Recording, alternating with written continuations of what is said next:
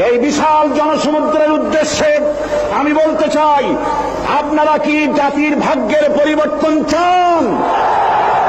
যদি তাই হয়, 4টি দলের 3টি দল দেখা হয়েছে, একটি দল দেখা হয় নাই, সেই দলটির নাম কি? এবারের এই মহান সুযোগে সেই জামাত ইসলামীকে এই সংসদের ভেতরে কথা বলার সুযোগ করে দিতে হবে।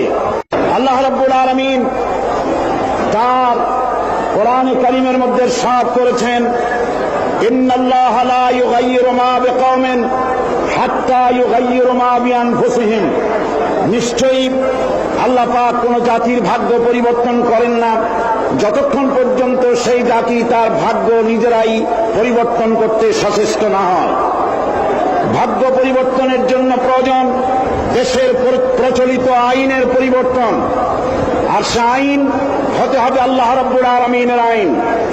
দেশ স্বাধীনের পর আমাদের এই মঞ্চের পেছনে যে সংসদ ভবন রয়েছে, এই সংসদ ভবনে যারাই এসেছেন তারা এই জনগণের ভাগ্য পরিবর্তনের কাজ, কেউ এই কাজে হাত দেননি।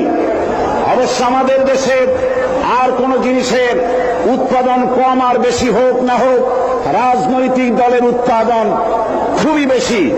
আমাদের দেশে বর্তমানে 250 রাজনৈতিক দল মাত্র কাজ করছে। এদের ভিতরে এমন দলও আছে যাদের নেতা এবং তাদের সেক্রেটারি সভাপতি কোথায় থাকেন তা খোঁজ করার জন্য তুলারাশির লোক দিয়া বাটি চালান দিয়েও খোঁজ করে পাওয়া যায় না। বর্তমান এই অবস্থায় দেশে বিদেশে সকলেরই জানা, এতগুলি দলের মধ্যে 4টি দল হল প্রধান। এই 4টি দল বিগত 26 বছরের ভেতরে 3টি দল ক্ষমতায় এসেছেন। এই 3টি দল তারা ক্ষমতায় এসে জনগণের ভাগ্য পরিবর্তন করেও আর নাই করতে পারুক, নিজেদের ভাগ্য দক্ষ এবং সুনিপুণতার সাথে নিজেদের ভাগ্যের পরিবর্তন করেছেন। দুর্নীতিকে জাতীয়করণ করে বিদায় নিয়েছেন। আরেকটি দল টানা 5 বছর ক্ষমতায় থেকে নাস্তিক্যবাদ, কাদিয়ানীদের দৌরত্ব, মুরতাদ, ভাদানি, ইসলাম বিরোধী এনজিও এবং বিপুল সংখ্যক খুনি, চাঁদাবাজ, মাস্তান, হাইজাকার, সন্ত্রাসী উপহার দিয়ে চরম জিল্লাতির সাথে মাত্র কদিন আগে বিদায় হয়েছে। সুতরাং এই অবস্থায় জাতির ভাগ্যের পরিবর্তনের বড় রকম সুযোগ এখন জনগণের হাতের মুঠোয়। এই বিশাল জনসমুদ্রের উদ্দেশ্যে আমি বলতে চাই, আপনারা কি জাতির ভাগ্যের পরিবর্তন চান?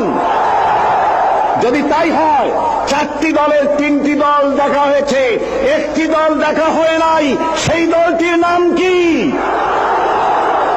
এবারের এই মহান সুযোগে সেই জামাত ইসলামীকে এই সংসদের ভেতরে কথা বলার সুযোগ করে দিতে হবে। 72-এর শাসনতন্ত্র পুনরুদ্ধারের মাধ্যমে জাতির কল্যাণ হবে না। 76-এর শাসনতন্ত্র দিয়ে জাতির কল্যাণ হবে না। জাতির কল্যাণ হতে পারে, ভাগ্যের উন্নয়ন হতে পারে আল কোরআনের সংবিধান, কেবলমাত্র কোরআন, শুধুমাত্র কোরআন, একমাত্র আল্লাহর আইন। সব লোকের শাসন ছাড়া জাতির কল্যাণ হতে পারে না।